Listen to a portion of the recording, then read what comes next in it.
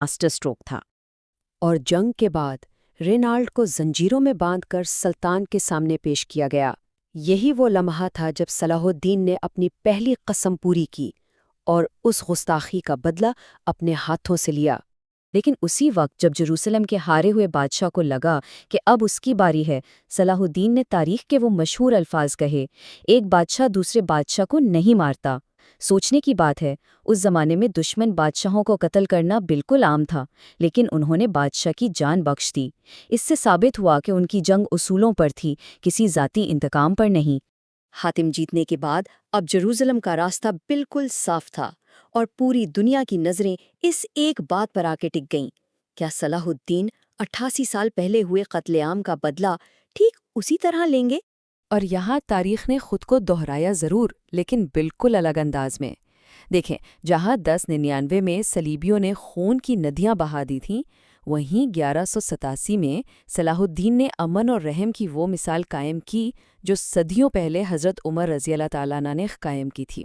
हाँ, उन्होंने मस्जिद अक्सा को पाक किया, लेकिन शहर के जितने भी चर्चेस थे उन सब को पूरी हिफाजत दी। उनकी जो टर्म्स थीं, उन्होंने सिर्फ दुश्मनों को नहीं, पूरी दुनिया को हैरान कर दिया। सबके लिए आम माफ़ी का ऐलान कर दिया गया। जो जाना चाहते थे उन्हें महफूज रास्ते दिए गए। और सबसे कमाल बात, सुल्तान ने अपनी जेब से, अपनी ज़ाती दौलत से गरीब क्रिश्चियंस का टैक्स अदा किया ताकि वो आज़ाद हो सकें। इस किस्म की रहमदिली उस ज़माने में बिल्कुल नाकाबिले यकीन थी। लेकिन यरूशलेम की फतह सलाहुद्दीन के सफ़र का एंड नहीं था, बल्कि ये तो उनकी उस लेगेसी की शुरुआत थी जो आज तक याद की जाती है। इसके बाद भी यूरोप के सबसे बड़े बड़े शाहों में से एक, रिचर्ड द लायन हार्ट, अपनी पूरी फौज लेकर आया थर्ड क्रूसेड में जेरूसलम वापस लेने के लिए। लेकिन सलाहुद्दीन ने उस ज़बरदस्त हमले को भी नाकाम बनाया और शहर का कामयाबी से दिफा किया। और जब इस अजीम सुल्तान का इंतकाल हुआ तो पता है उनके पास ज़ाती दौलत कितनी थी? सिर्फ एक सोने का सिक्का और 47 चांदी के सिक्के। बस उन्होंने अपनी सारी दौलत अल्लाह की राह में और लोगों की भलाई के लिए खर्च कर दी थी।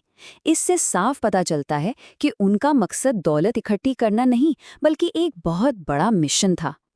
और सलाहुद्दीन की ये फतह इतनी मजबूत साबित हुई कि अगले 700 साल तक जेरूसलम मुसलमानों के पास रहा। ये सिलसिला आखिर टूटा वर्ल्ड वॉर 1 और ऑटोमन एम्पायर के खत्मे के बाद। तो इस पूरी तारीख को सुनने और समझने के बाद आखिर में एक ही सवाल जहन में आता है कि क्या आज भी ये बिखरी हुई उम्मत एक ऐसे ही सलाहुद्दीन की ज़रूरत महसूस करती है जो उन सबको एक मरकज़ पर एक झंडे के नीचे फिर से जमा कर सके?